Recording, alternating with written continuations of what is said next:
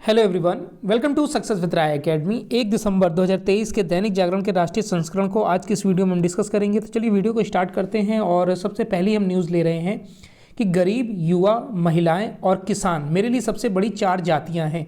ये स्टेटमेंट दिया है प्रधानमंत्री नरेंद्र मोदी ने। देखिए, जाति आधारित जनगणना का मुद्दा उछालकर सामाजिक न्याय के पैरोकार बने विपक्ष को कटघरे में खड़ा करते हुए प्रधानमंत्री नरेंद्र मोदी ने कहा कि विकासवाद की अपनी राजनीति और चुनावी रणनीति का स्पष्ट संदेश उन्होंने दिया। विकसित भारत संकल्प यात्रा के लाभार्थियों से वर्चुअल संवाद में उन्होंने स्पष्ट कहा कि गरीब, युवा, महिलाएं और किसान ही उनके लिए सबसे बड़ी 4 जातियां हैं। इन्हें लेकर अपनी प्रतिबद्धता जताते हुए उन्होंने कहा कि जब तक इन 4 जातियों को मुश्किल से उबार नहीं दिया जाता है तब तक वो चैन से नहीं बैठेंगे। प्रधानमंत्री ने सामाजिक न्याय को भी अपने शब्दों में परिभाषित किया और नागरिकों को उनका हक देना ही स्वाभाविक और सच्चा सामाजिक न्याय है, इस पर उन्होंने फोकस किया। यानी कि अपने भाषण में ये चीज़ें प्रमुखता से बोली हैं। झारखंड के देवघर एम्स में 10,000वें जन औषधि केंद्र का लोकार्पण करने पर उन्होंने ये बात बोली है। केंद्र जो जन औषधि केंद्र है की संख्या 10,000 से बढ़कर 25,000 करने के अभियान का शुभारंभ भी उन्होंने किया। और उन्होंने अगले 3 वर्षों में 15,000 महिला स्वयं सहायता समूहों को कृषि कार्य के लिए ड्रोन देने के लिए भी इसमें बात बोली है। अब नेक्स्ट न्यूज़ पर आते हैं। जो एग्जिट पोल आया है कि मध्य प्रदेश, राजस्थान में बीजेपी आगे दिख रही है, छत्तीसगढ़ और तेलंगाना में कांग्रेस को बढ़त मिलती दिख रही है।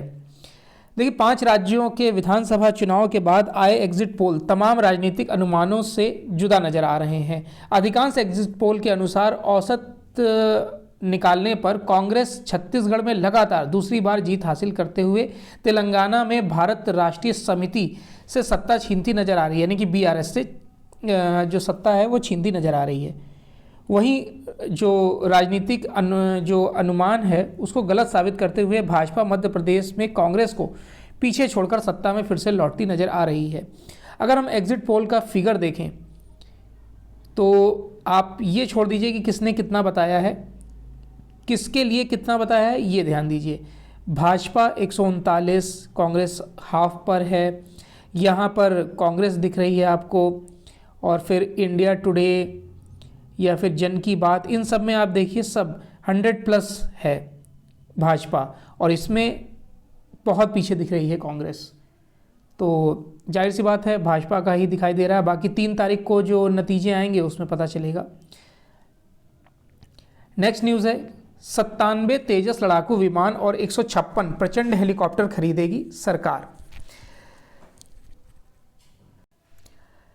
तो केंद्र सरकार ने तीनों सेनाओं की सैन्य उपकरण जरूरतों को पूरा करने की दिशा में बड़ा कदम उठाते हुए करीब 2.25 लाख करोड़ रुपए के रक्षा खरीद प्रस्तावों को मंजूरी दे दी है। इनमें 97 तेजस हल्के लड़ाकू विमान के साथ 156 प्रचंड हेलीकॉप्टरों की खरीद का भी प्रस्ताव शामिल किया गया है। रक्षा खरीद परिषद ने सुखोई 30 लड़ाकू विमानों को अपग्रेड करने के प्रस्ताव को भी स्वीकृति दी है।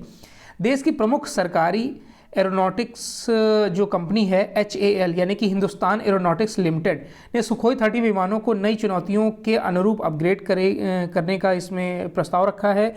DAC ने एंटी टैंक गन सिस्टम और नौसेना के लिए मध्यम दूरी की एंटी शिप मिसाइल की खरीद को भी मंजूरी दी है। रक्षा मंत्री राजनाथ सिंह की अध्यक्षता में शुक्रवार को हुई DAC की बैठक में इन अहम रक्षा खरीद प्रस्तावों को प्रारंभिक मंजूरी दी गई है। रक्षा मंत्रालय के अनुसार लगभग 1.25 लाख करोड़ रुपए के इन पूंजीगत अधिग्रहण प्रस्तावों में से 2.20 लाख करोड़ रुपए का अधिग्रहण घरेलू उद्योग से किया जाएगा।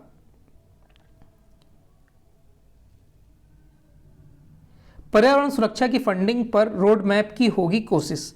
देखिए, दुबई में शुक्रवार को COP28 की जो बैठक में प्रधानमंत्री नरेंद्र मोदी पर्यावरण सुरक्षा की फंडिंग पर रोड मैप बनाने का मुद्दा उठाएंगे।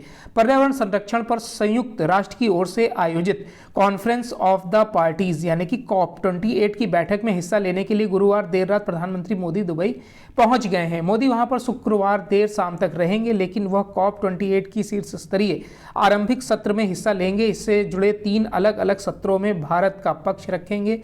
प्रधानमंत्री वहां 8 वैश्विक नेताओं से भी द्विपक्षीय मुलाकात करेंगे। दुबई जाने से पहले प्रधानमंत्री मोदी ने कहा कि वह भारत विकासशील देशों को पर्यावरण सुरक्षा करने और तकनीकी हस्तांतरण के लिए पूरा सहयोग देने का पक्षधर है। भारत ने हमेशा पर्यावरण संरक्षण को लेकर जो कहा है उसे करके दिखाया है। उन्होंने उम्मीद जताई है कि भारत की अगुवाई में G20 बैठक में पर्यावरण संरक्षण को लेकर जो घोषणा की गई है, इस बारे में जो सहमति बनी है उसे COP28 में आगे बढ़ाया जाएगा। चलिए नेक्स्ट न्यूज़ पर आते हैं। दोबारा लागू हो सकता है ग्रेप 3 की पाबंदियां, CAQM रख रहा है नज़र। वायु प्रदूषण के बढ़ते स्तर को देखते हुए जो NCR में ग्रेडेड रिस्पॉन्स एक्शन प्लान यानी कि ग्रेप है, उसमें 3 के प्रतिबंधों पर फिर से वापसी हो सकती है। वायु गुणवत्ता प्रबंधन आयोग ने फिलहाल इस स्थिति पर पूरी निगरानी रखने की बात कही है। NCR के प्रदूषण स्तर में गुरुवार को बहुत तेजी से इजाफा हुआ है। इसे देखते हुए CAQM की ग्रेप उप समिति की आपात बैठक भी हुई है। इसमें प्रदूषण की स्थिति और आगे के पूर्वानुमान पर चर्चा की गई है, क्योंकि वहाँ अभी भी यानी कि NCR में अभी भी AQI जो है वो जहरीले स्तर पर बना हुआ है। बैठक में ये भी कहा गया कि मौसम विभाग और IITM पुणे के पूर्वानुमान के अनुसार शुक्रवार से प्रदूषण के स्तर में थोड़ा सुधार होने की उम्मीद है। इसे देखते हुए अभी ग्रेप 3 के प्रतिबंधों को दोबारा लागू करने का फैसला नहीं किया गया था। नेक्स्ट न्यूज़ पर आते हैं। नेक्स्ट न्यूज़ है कि ईमानदार करदाताओं का पैसा बर्बाद करती है आधी अधूरी परियोजनाएं। देखिए, प्रधानमंत्री नरेंद्र मोदी ने प्रधानमंत्री रोजगार मेले में 51,000 नवनियुक्त सरकारी कार्मिकों को वर्चुअल माध्यम से नियुक्ति पत्र बांटते हुए सरकारी कार्य संस्कृति में आए बदलाव की कहानी सुनाई और देश के करदाताओं के पैसे का महत्व समझाते हुए कहा कि आधी अधूरी परियोजनाएं ईमानदार करदाताओं के पैसे को बर्बाद करती है। विकास के प्रति पिछली सरकारों के लचर रवैये की ओर इशारा करते हुए कहा कि 2014 के बाद से बहुत बड़ा बदलाव ये भी आया कि वर्षों से अटकी भटकी लटकी परियोजनाओं को खोज कर मिशन मोड पर पूरा कराया गया है। नवनियुक्त सरकारी कर्मचारियों को वर्चुअल माध्यम से संबोधित करते हुए प्रधानमंत्री नरेंद्र मोदी ने गुरुवार को कहा कि आज के बदलते भारत में आप सभी एक इंफ्रास्ट्रक्चर क्रांति के भी साक्षी बन रहे हैं। आधुनिक एक्सप्रेसवे हो, आधुनिक रेलवे स्टेशन हो, एयरपोर्ट हो या वाटरवे, आज देश इन पर लाखों करोड़ रुपए खर्च कर रहा है। जब सरकार इतने बड़े पैमाने पर इंफ्रास्ट्रक्चर पर धन खर्च कर रही है तो निवेश भी करती है, तो बहुत स्वाभाविक है कि इसके कारण रोजगार के भी लाखों नए अवसर बनते हैं। सरकारी कर्मचारी पर हमले में केवल 1 साल की हो कैद। देखिए, एक संसदीय समिति ने किसी सरकारी कर्मचारी को काम करने से रोकने के लिए उस पर हमला करने या दबाव डालने के अपराध के लिए 2 साल की कैद की सजा को कम करके सजा 1 साल की कैद करने की सिफारिश की है। कुछ सांसदों का कहना है कि इस कानून का अत्यधिक दुरुपयोग होता है। भाजपा सांसद ब्रजलाल की अध्यक्षता वाली गृह मंत्रालय से संबद्ध संसद की स्थायी समिति ने प्रस्तावित 3 आपराधिक कानूनों की समीक्षा की है। रिपोर्ट में समिति के कुछ सदस्यों ने कहा कि IPC की धारा 353 को नए कानून भारतीय न्याय संहिता की धारा 130 बनाया गया है। IPC की इस धारा का अत्यधिक दुरुपयोग होता है। रिपोर्ट में कहा गया है कि राजनीतिक प्रदर्शन लोकतंत्र की आत्मा है। पहले ऐसी कई घटनाएं हुई हैं जब IPC की इस धारा के जरिए राजनेताओं का उत्पीड़न कर उन पर झूठे आरोप लगाए गए हैं। विदेशी दौरे पर आवभगत के लिए सांसदों को केंद्र से लेनी होगी मंजूरी। देखिए, संसद सदस्यों को अब विदेश में निजी दौरे के दौरान विदेशी अतिथि स्वीकार करते समय सख्त दिशा निर्देशों का पालन करना होगा। इसके लिए उन्हें केंद्र सरकार की पूर्व अनुमति लेनी होगी। गुरुवार को इन आदेशों से संबंधित कई अधिसूचनाएं राज्यसभा सचिवालय द्वारा जारी की गई हैं। सांसदों को स्पष्ट किया गया है कि विदेशी दौरे पर आवभगत स्वीकार करते वक्त वे जारी दिशा निर्देशों का पालन करें। राज्यसभा की तरफ से जारी अधिसूचना के अनुसार सांसदों को विदेश दौरे पर ऐसे उपहार नहीं देने चाहिए जिससे उनके कर्तव्यों का निर्वाह प्रभावित हो। ऐसे आतिथ्य स्वीकार नहीं करना चाहिए जिससे उनकी ईमानदारी व निष्पक्षता से काम करने में बाधा आने का खतरा हो। ये दिशा निर्देश ऐसे समय में आए हैं जब लोकसभा की आचार समिति ने पैसे लेकर सवाल पूछने के मामले में तृणमूल कांग्रेस की सांसद महुआ मोइत्रा को निष्कासित करने की सिफारिश की है। जलवायु प्रभावों से निपटने के लिए विकासशील देशों को मिलेगा फंड। संयुक्त राष्ट्र की जलवायु वार्ता गुरुवार को शुरू हुई। विभिन्न देशों ने जलवायु संकट का खामियाजा भुगतने वाले विकासशील और गरीब देशों को मुआवजा देने के बारे में समझौता कर लिया है। इस फैसले का जलवायु कार्यकर्ताओं ने स्वागत किया है। COP28 वार्षिक जलवायु वार्ता के पहले दिन हुआ नुकसान और क्षति कोष पर समझौता अगले 12 दिनों में महत्वाकांक्षी निर्णयों के मंच पर तैयार करेगा। पिछले साल मिस्र के शर्म अल शेख में आयोजित COP27 में अमीर देशों ने कोष स्थापित करने पर सहमति व्यक्त की थी। हालांकि धन आवंटित लाभार्थियों और प्रशासन को लेकर निर्णय एक समिति को भेजा गया है। देशों के बीच मतभेद इतने गंभीर थे कि इन मुद्दों को हल करने के लिए अतिरिक्त बैठकों की आवश्यकता पड़ी।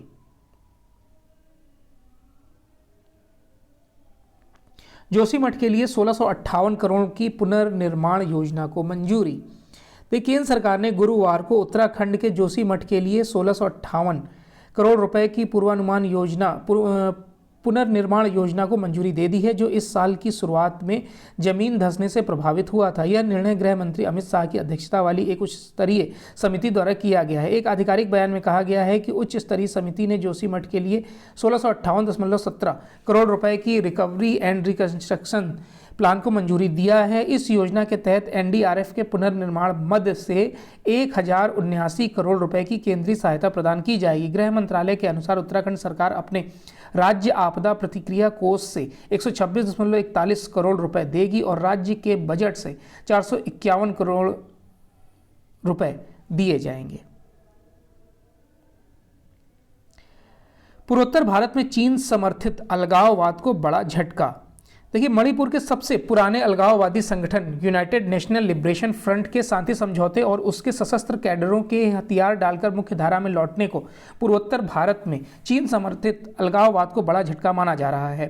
पैन मंगोलियन मूवमेंट के उद्देश्य के साथ 1964 में बने UNLF पूर्वोत्तर भारत में कई अलगाववादी संगठनों के लिए प्रेरणा स्रोत रहा है। चीन के साथ करीबी संबंधों के साथ UNLF का घोषित उद्देश्य मणिपुर को भारत से मुक्त कर उसमें म्यांमार के करीब घाटी को शामिल करना रहा है।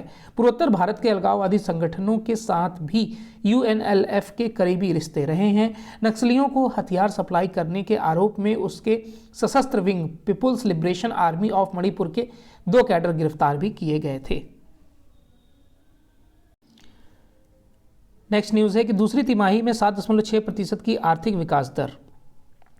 कि अमेरिका, चीन समेत विश्व के सभी प्रमुख देश विकास की गति पाने के लिए संघर्ष कर रहे हैं। वहीं भारतीय अर्थव्यवस्था लगातार मजबूत होती दिख रही है। चालू वित्त वर्ष 2023-24 की दूसरी तिमाही में भारतीय GDP की विकास दर 7.6% रही, जो तमाम वैश्विक एजेंसियों के अनुमान से अधिक है।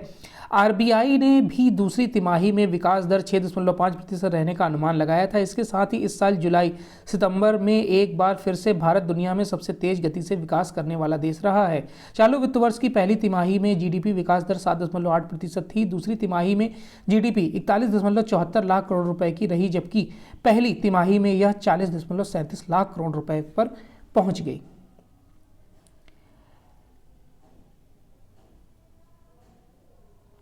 राजकोषीय घाटा अक्टूबर में पूरे साल के लक्ष्य का 45%। सरकार का राजकोषीय घाटा अक्टूबर के अंत में पूरे साल के बजट अनुमान के 45% तक पहुंच गया है। लेखा महानियंत्रक द्वारा गुरुवार को जारी आंकड़ों के मुताबिक वास्तविक रूप से राजकोषीय घाटा 2023-24 की अप्रैल-अक्टूबर अवधि के दौरान 8.3 लाख करोड़ रुपए था। सरकार के व्यय और राजस्व के बीच के अंतर को राजकोषीय घाटा कहते हैं। पिछले साल इसी अवधि में राजकोषीय घाटा 2022-23 के बजट अनुमान का 45.6% था। सरकार का राजकोषीय घाटा 2023-24 के लिए 17.86 लाख करोड़ रुपए का GDP का 5.9% रहने का अनुमान है। भारत सरकार को अक्टूबर 2023 तक 15.9 लाख करोड़ रुपए प्राप्त हुए। अमेरिकी कोर्ट में भारतीय का नाम आना चिंताजनक, विदेश मंत्रालय। खालिस्तान आतंकवादी गुरपतवंत सिंह पन्नू की हत्या की साजिश के मामले में भारतीय का हाथ होने की बात को लेकर अमेरिका की ओर से न्यायालय में ले जाने से थोड़ी असहजता हो सकती है, लेकिन द्विपक्षीय रिश्तों पर तत्काल कोई प्रत्यक्ष असर पड़ता तो नहीं दिख रहा है। भारतीय का नाम आने को विदेश मंत्रालय ने चिंताजनक करार दिया है। इस बात पर जोर दिया है कि पूरे मामले की जांच उच्च स्तरीय समिति करेगी। आगे भारत सरकार इस समिति की सिफारिशों के आधार पर फैसला करेगी। उधर भारत और अमेरिका के सैनिकों के बीच मेघालय में सैन्य अभ्यास सामान्य तौर पर चल रहा है। एक दिन पहले ही अमेरिका के राजदूत एरिक गॉर्सटी ने अरुणाचल प्रदेश की यात्रा की है। वह अरुणाचल प्रदेश जाने वाले पहले अमेरिकी राजदूत हैं। इसके अलावा अमेरिकी राष्ट्रपति जो बाइडेन को अगले गणतंत्र दिवस के अवसर पर राजकीय मेहमान बनाने के भारत के आमंत्रण को लेकर भी दोनों देशों के बीच संवाद जारी है।